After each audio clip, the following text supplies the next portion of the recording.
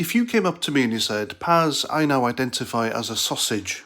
So from now on, can you please address me as Succulent Sizzler instead of he, him?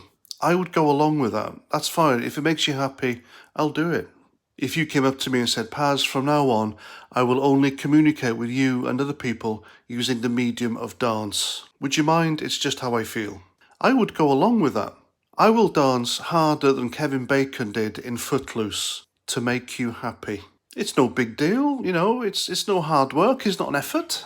And if you came up to me and you said, Paz, I now identify as a cat, so whenever I come and visit you at your house, would you mind having a litter tray ready so I can have a shit in it? I won't use toilets anymore because I'm no longer human.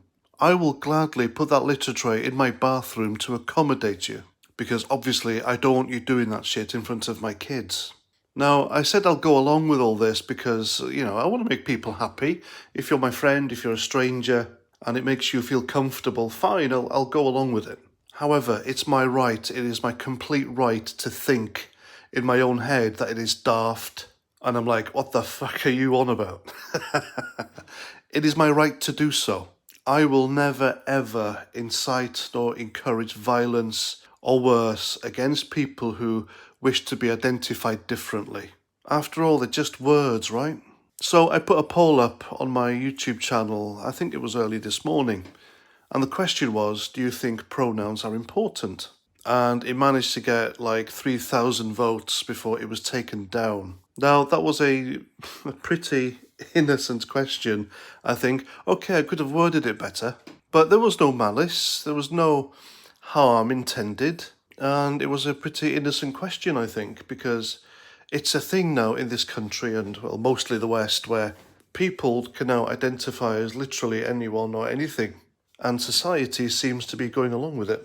And which is fine, you know, like I said, I've nothing against it. It doesn't really bother me. However, when lives are being ruined, when people are losing their livelihoods, when students get thrown out of college, university, or schools suspended, and life is generally made harder for you because you chose not to address someone how they like to be addressed and use their preferred pronouns, then I think it's a massive problem. I've always said that free speech should trump anyone's feelings, and I think free speech definitely trumps pronouns.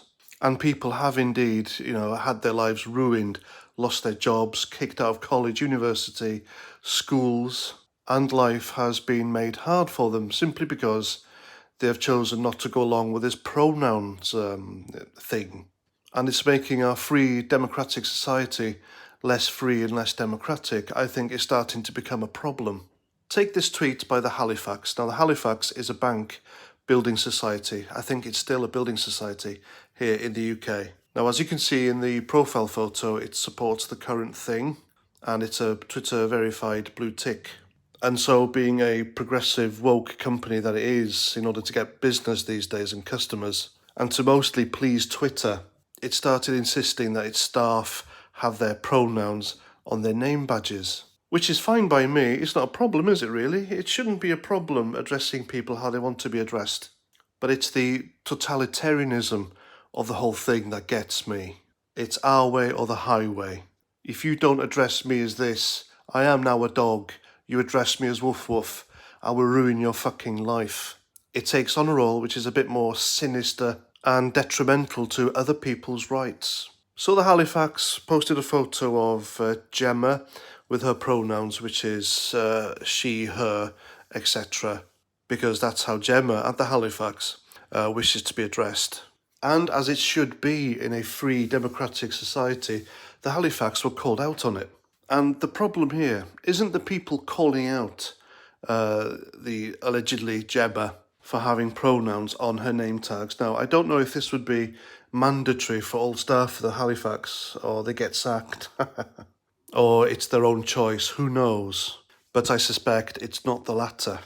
Remember, folks, Gina Carano got sacked from the Mandalorian series on Disney Plus simply because she refused to put her pronouns on her own personal personal Twitter page. The pronouns posse rounded up and they got her sacked. They insisted that they fire her, and fire her they did. So I wonder, if you work at the Halifax and you refuse to have your pronouns or, how you wish to be identified as on your name tag, will you get fired like Gina Carano? So the Halifax, or whoever runs the Halifax Twitter account, they posted this reply to a person who has an absolute right to question why they're doing this. Remember, we are living in a free speech democratic society, allegedly, well, so far.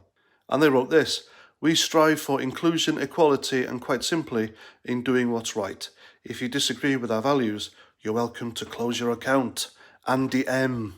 Now, if I was Warren Richmond, the person who had the absolute right to question the Halifax why they were doing this, because remember, this is a free and democratic country, then I would have replied to that with, "Well, listen, Andy, you should be striving for looking after people's money rather than pandering to woke projects. And just for that, I'm going to take all my money out of your shitty woke bank and I'm going to put it all into Barclays, where some of the nasty Tories do their banking. So shove your Halifax and your pronouns up your arse." That's what I would have said.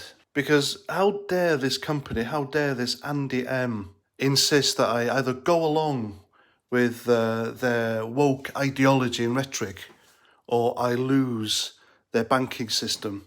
Now, I'll tell you this for free, I've never run a business in all my life, but Andy M for the Halifax telling his customers to fuck off is a brave marketing strategy, I can tell you. That's got to go down well, isn't it? I think Lawrence Fox was absolutely right when he said that this certain demographic or community is very totalitarian in the way that it thinks, it deals with other people, and criticism. You either go along with what they say or you lose everything. Now, where have I heard that before? That's right, Nazi Germany, 1930s, ladies and gentlemen. Now, having done this political analysis, if you can call it that, for the past 2 and a bit years on YouTube, I like to think I am a noticer of patterns, and I very much read between the lines, and I encourage other people to as well. I would say that this certain community has been infiltrated by extremists, which is sad really, because this community has fought hard for years for its own rights, to stop discrimination against them, and just be accepted, into society as normality. And it's a great shame, it really is a great shame, because I have known and made friends with said members of community over the years. They are really nice, decent, friendly, helpful people. And I'm not saying that in a condescending way, but what they are, how they live their life, what they have struggled to accept that they are themselves, and their struggles to get society to accept them has been hijacked by extreme lefties hell-bent on using that as some sort of weapon, a destructive weapon, to divide us even further. And I think this pronouns lark is one of them now. I'm not against pronouns, although I am critical of it. I will use it if you ask me nicely. But telling other people to either use it or lose everything and making life harder for you, it's wrong in my opinion. I don't like it, and I think it's really detrimental to a free and democratic society. That's what I think. Please let me know what you think in the comments. I would very much like your opinion on pronouns. And also, don't forget to join my channel if you haven't done so already. And that's that. So until the next video, please comment, share, subscribe, and Roger Trout.